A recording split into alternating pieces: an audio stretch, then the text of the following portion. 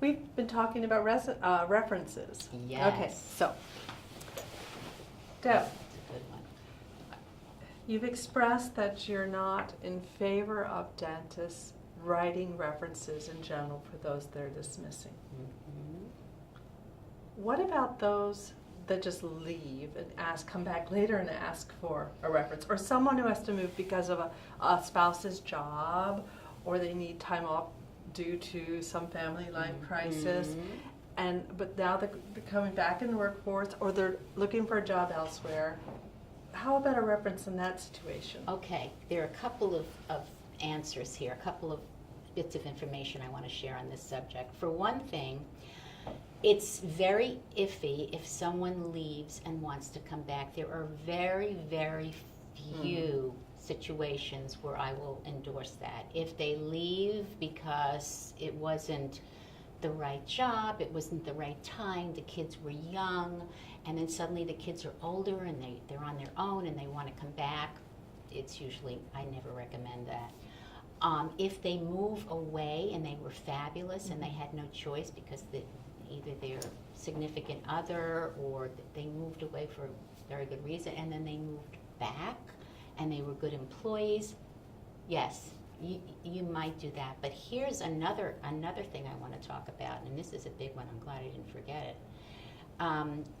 Reference checking. A lot of offices, of course, will do reference checking. Now, it is years, maybe 10 years now, that corporations do not do that without written permission. I have been asking my client dentists to do it with written permission, and here's how I recommend that goes. First of all, and by the way, I should probably say this, is that everything that I discuss has been blessed by at least one attorney. I've worked with a lot of attorneys over the years, but my one dear one she's fabulous, and she's blesses a lot of these things because I come up with these ideas and I have to make sure that I'm giving the right information. So here's what we do. And I have examples that they can use. For example, if it's a clinical assistant, what we do is this. We have a form, and it has the name of the individual that has applied for the position they've applied for, and I have 3 questions that are just very simple questions. Did this particular team member come to any CE courses? If so, what were they? We don't ask, would you hire them again, by the way. That is the dumbest question, and everyone seems to be using that. And I'll tell you why. Again, put your finger in the page. We'll go back to this. The reason being, there are practices, and I visited every practice I worked with for just this reason, that I'd open the front door and they would be having a blast. They were just a very upbeat group. The music was playing and they were just an upbeat group. And this particular dentist would say to me, I really require an assistant that is a kick, that's fun and that loves, this kind of environment. Or I'd go into another practice where it was like Zen, they'd have candles and everybody was quiet. Well, this person may not be right for this dentist because she's upbeat, but she's perfect for this one. So what does that mean? Would you hire them again? No. And that's all they're going to say. Well, if it has to do with, right? There you go. So that's not a question. That to me means a darn thing. Okay, so we're back to this. So we have this form. It's very simple.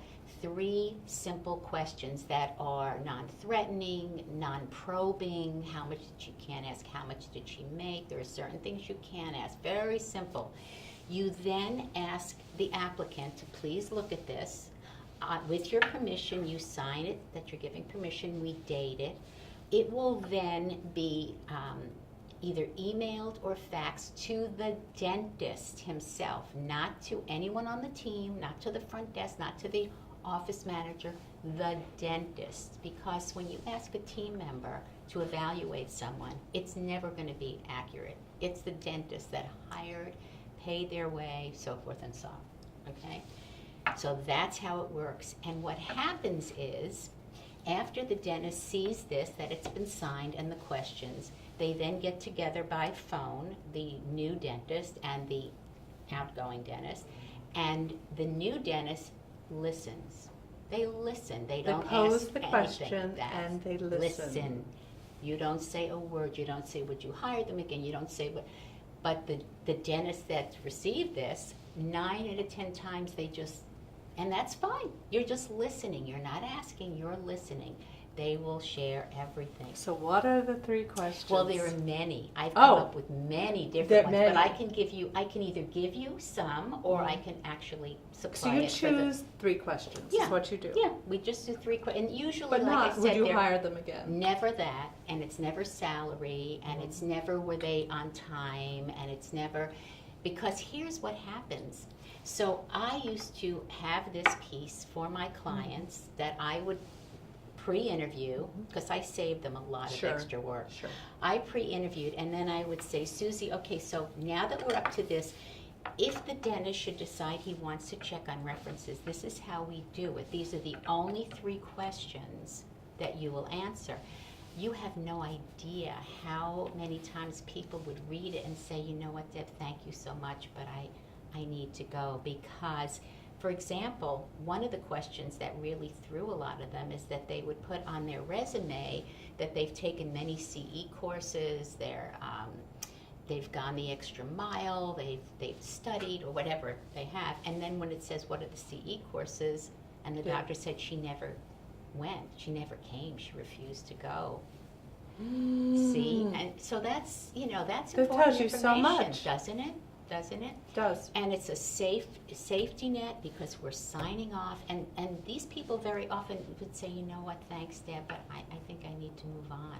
And that's okay. If we're not for them, we're not for them. So what I'm saying is I have safeguards for everything. If you just follow them, it makes such a difference with the hiring process, such a difference. Well, we and our clients would really appreciate as many of those Of course. checklists and Mhm. potentials and Absolutely. guidelines that you could supply us. We would very much Absolutely. appreciate that. Happy to Thank do you. that. You're very welcome. Happy to do it. How wonderful. Thank you, Debbie. I really, Thank really, you. Deb. Deb and Debbie.